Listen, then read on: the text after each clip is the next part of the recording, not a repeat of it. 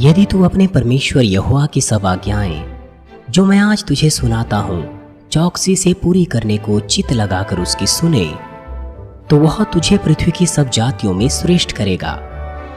फिर अपने परमेश्वर यहोवा की सुनने के कारण ये सब आशीर्वाद तुझ पर पूरे होंगे। धन्य हो तू नगर में, धन्य हो तू खेत में, धन्य हो तेरी संतान और तेरी भूमि की उपज और गाय और भेड़ बकरी आदि और पशुओं के बच्चे। धन्य हो तेरी टोकरी और तेरी कठौती। धन्य हो तू भीतर आते समय और धन्य हो तू बाहर जाते समय। यहोवा ऐसा करेगा कि तेरे शत्रु जो तुझ पर चढ़ाई करेंगे वे तुझसे हार जाएंगे। वे एक मार्ग से तुझ पर चढ़ाई करेंगे परंतु तेरे सामने से 7 मार्ग से होकर भाग जाएंगे।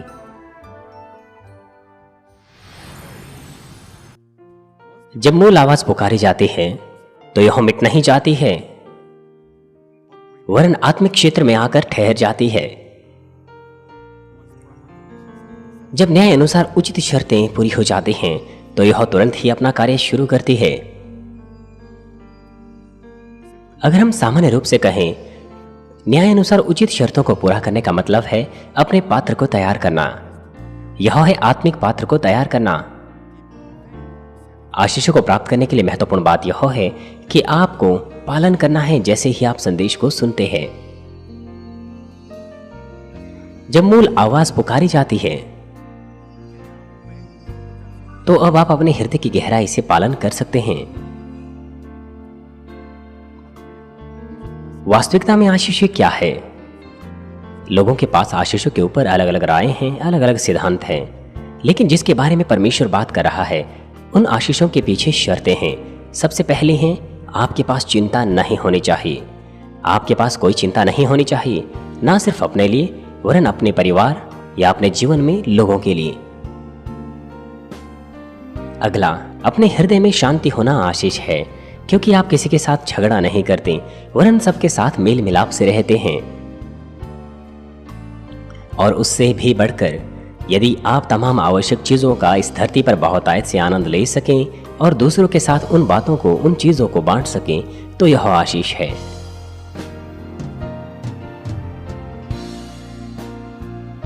और इससे भी बढ़कर, कोई ऐसा होना जिसके साथ आप आत्मिक प्रेम बांट सकें और कोई ऐसा होना जिसे आप प्रेम रख सकें और अपना जीवन दे सकें, यह आशीष है।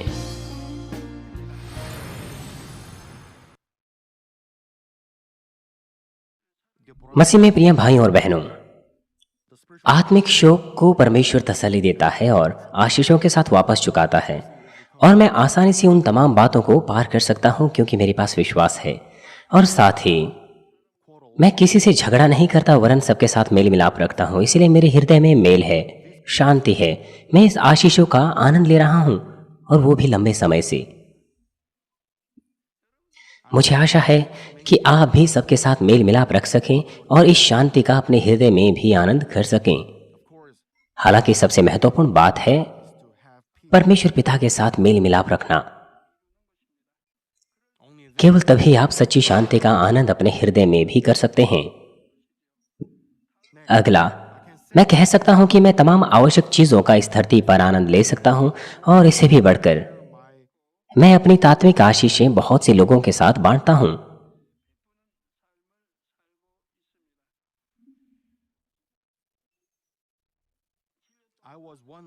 एक बार मैं बहुत मुश्किल आर्थिक स्थिति से गुजर रहा था। दर्द में और बीमारियों में 7 सालों तक पीड़ित था। लेकिन जिस क्षण से मैं परमेश्वर से मिला हूं, उससे चंगाई को प्राप्त किया है, मेरा जीवन पूरी तरह से बदल गया है। जिस क्षण से मैंने आत्मा का हृदय साधा है, परमेश्वर ने अत्यंत आर्थिक आशीषें उंडेलना शुरू कर दिया है। जिस दिन से मैंने आत्मा का हृदय साध लिया था, मैंने आत्मिक आशीषें प्राप्त करना शुरू कर दिया।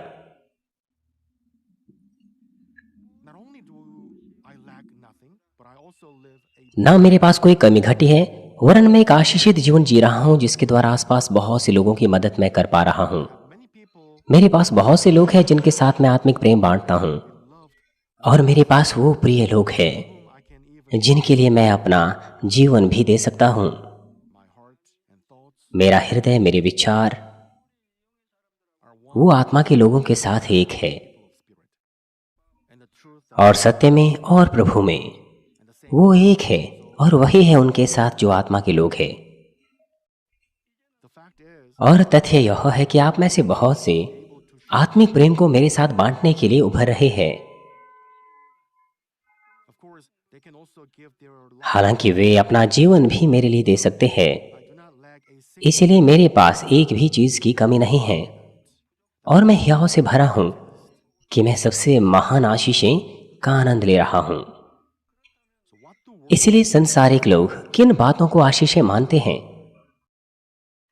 आमतौर पर वो अपने आप को आशीषित मानते हैं यदि उनकी आधारित चीजें पूरी होती हैं और उनके पास कुछ ना कुछ अधिकार, संपत्ति या सामर्थ्य हो।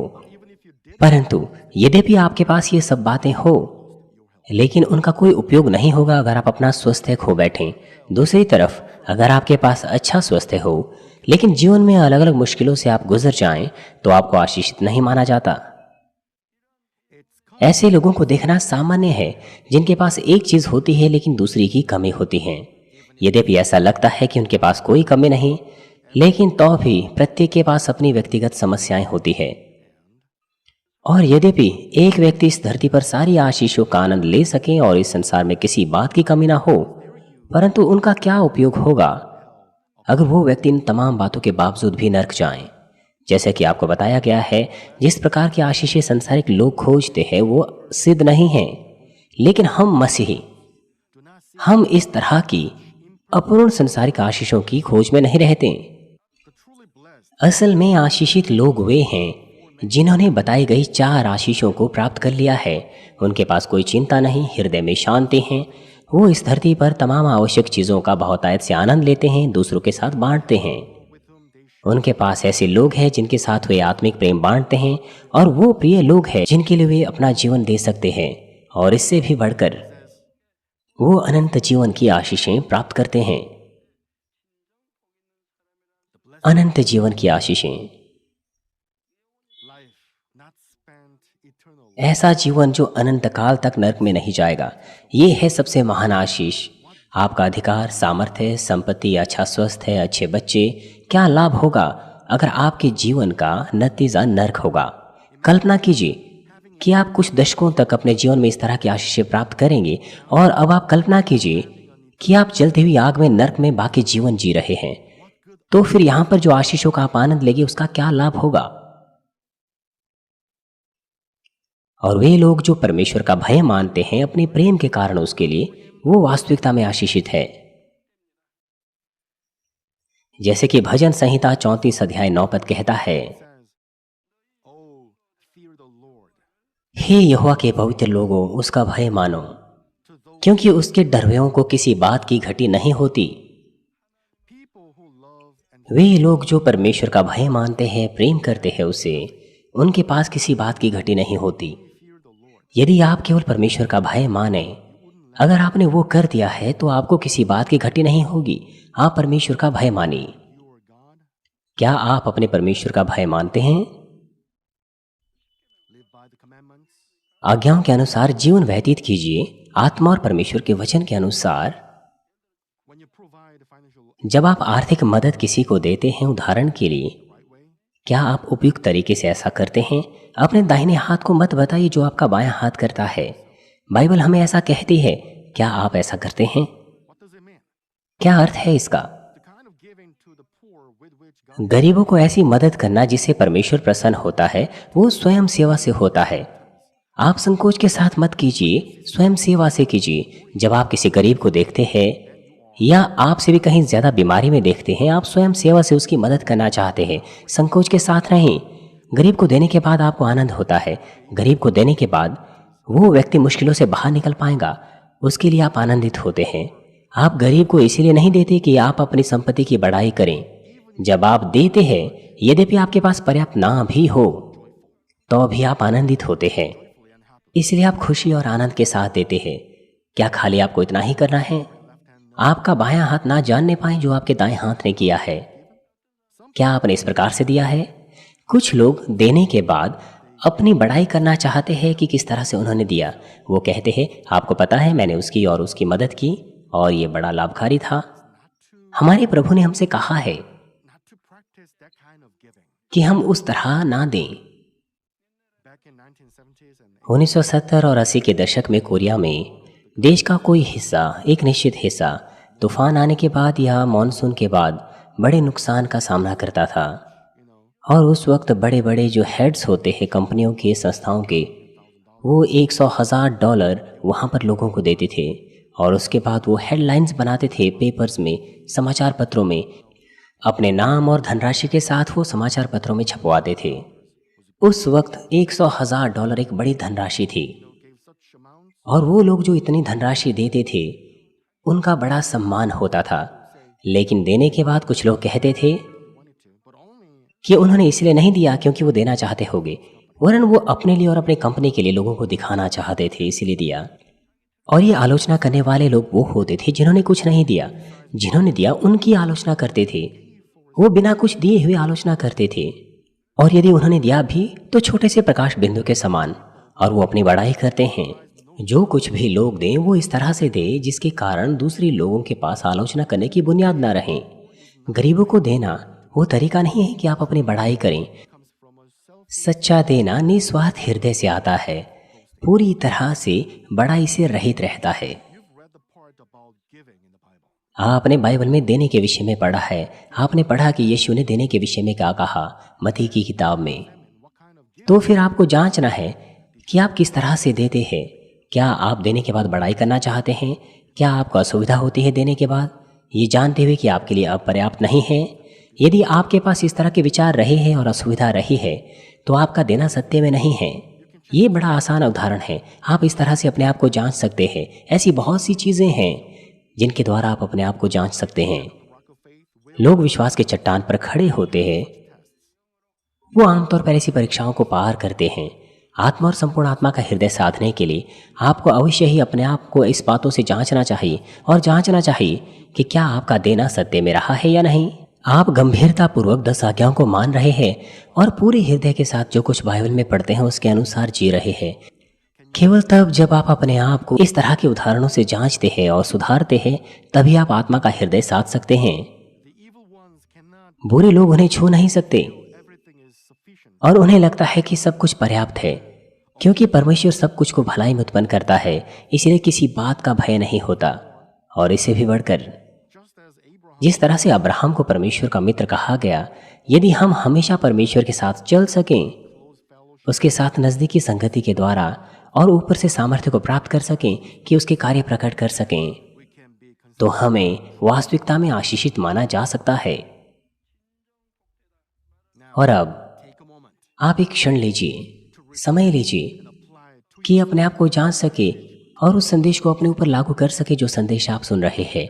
आप सोचिए, क्या आप वास्तविकता में आशीषित हैं और आप कितने योग्य हैं कि सच्ची आशीषें प्राप्त कर सकें। प्यारे भाई और बहनों, सब आशीषों में महत्वपूर्ण आशीष है अनंत जीवन की आशीष और आपके प्राण की उन्नति।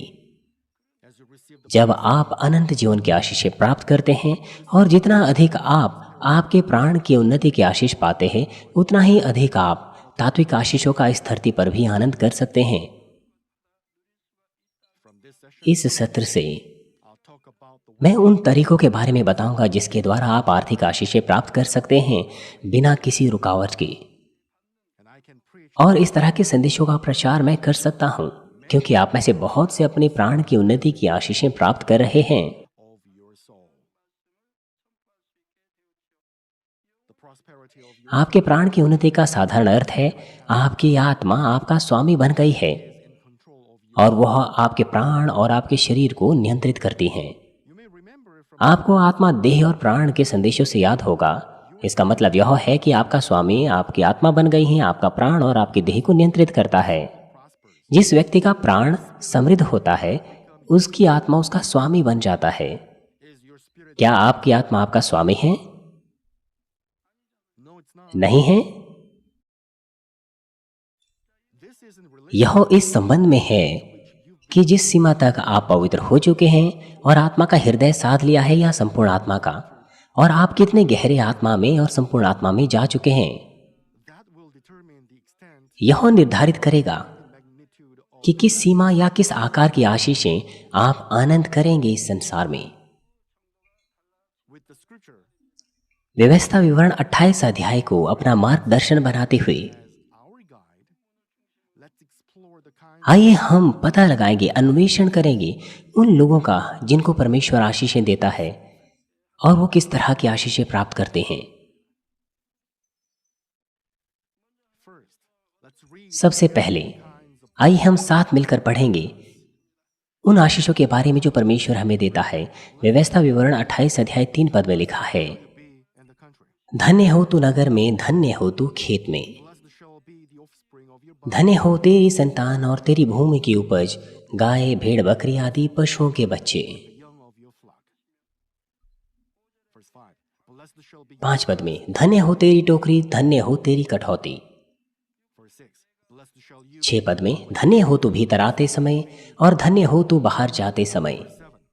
7 पद में, यहोवा ऐसा करेगा कि तेरे शत्रु जो तुझ पर चढ़ाई करेंगे वे तुझ से हार जाएंगे। they will वे एक मार्ग से तुझ पर चढ़ाई करेंगे परंतु तेरे सामने से 7 मार्ग से होकर भाग जाएंगे।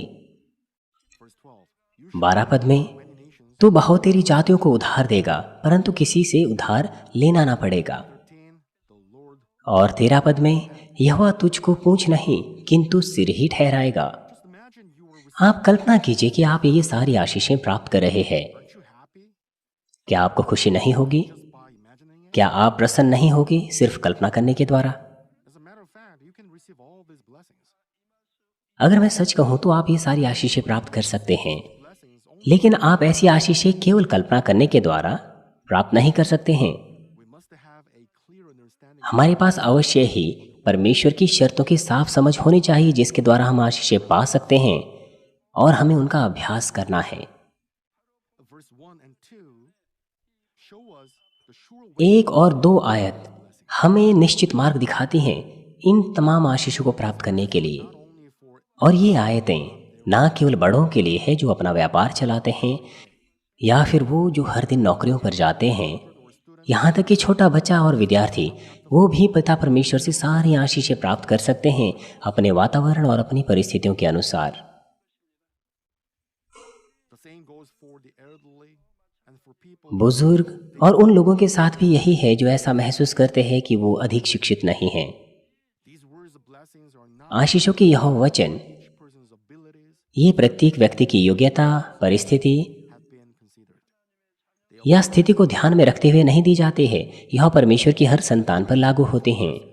आइए हम इन 2 आयतों को पढ़ेंगे, 1 और 2 आयत। You shall be if you diligently यदि तू अपने परमेश्वर यहोवा की सब आज्ञाएं जो मैं आज तुझे सुनाता हूँ चौकसी से पूरी करने को चित्त लगाकर उसकी सुने the Lord your God तो वह तुझे पृथ्वी की सब जातियों में श्रेष्ठ करेगा। all the nations of the earth. All these blessings will come upon you. And फिर अपने यहोवा की सुनने के कारण ये सब आशीर्वाद तुझ पर पूरे होंगे यदि तू अपने परमेश्वर यहोवा की आज्ञाएं माने। let's now explore आइए अब हम 3 खास तरीकों को देखेंगे हम में से प्रत्येक के लिए कि हम परमेश्वर की आशीषित संतान बन सकें जिसके लिए हम सब लालसा रखते हैं।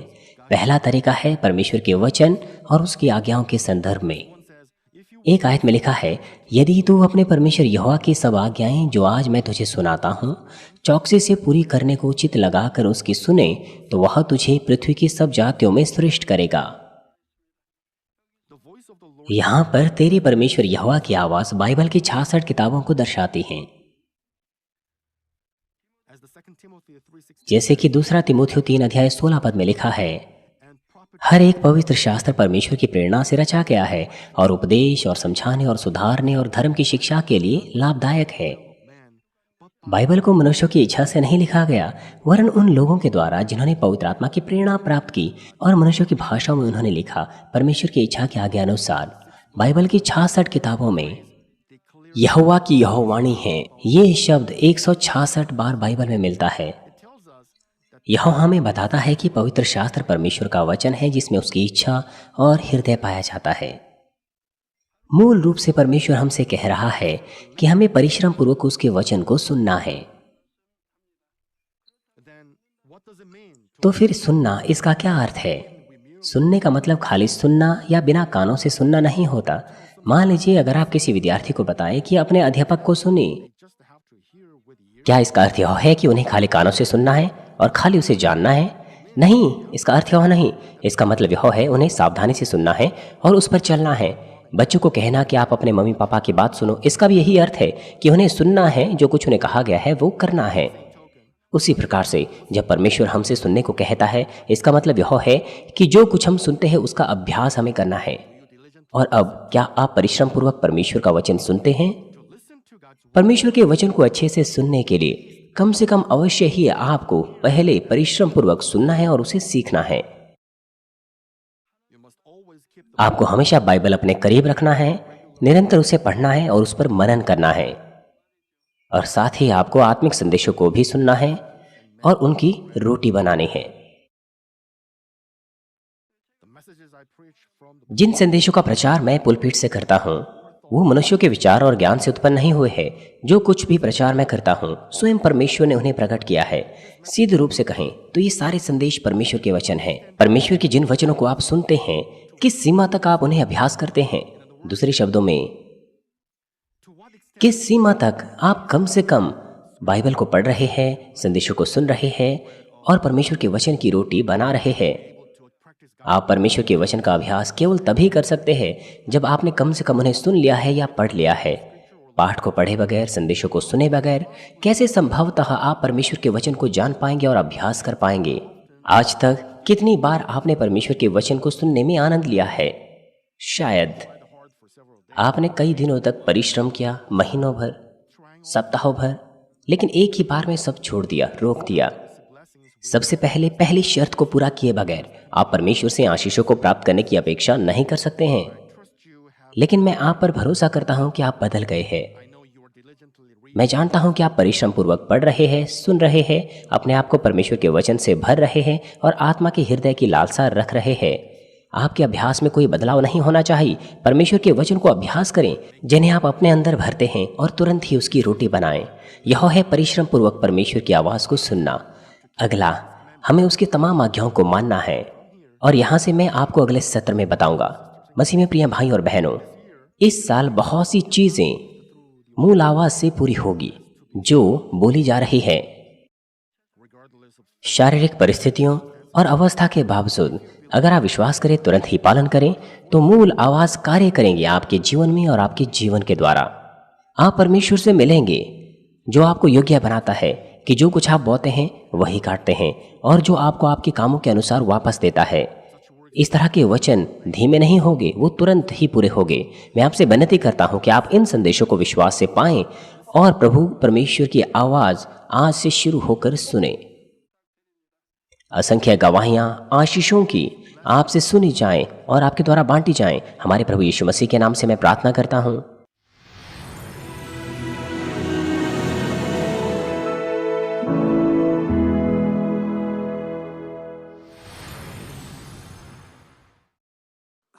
हालेलुया। सर्वशक्तिमान प्रेमी पिता परमेश्वर, कृपया अपना हाथ तमाम भाई और बहनों पर रखें जो इस वक्त यहाँ पर इस प्रार्थना को ग्रहण कर रहे हैं।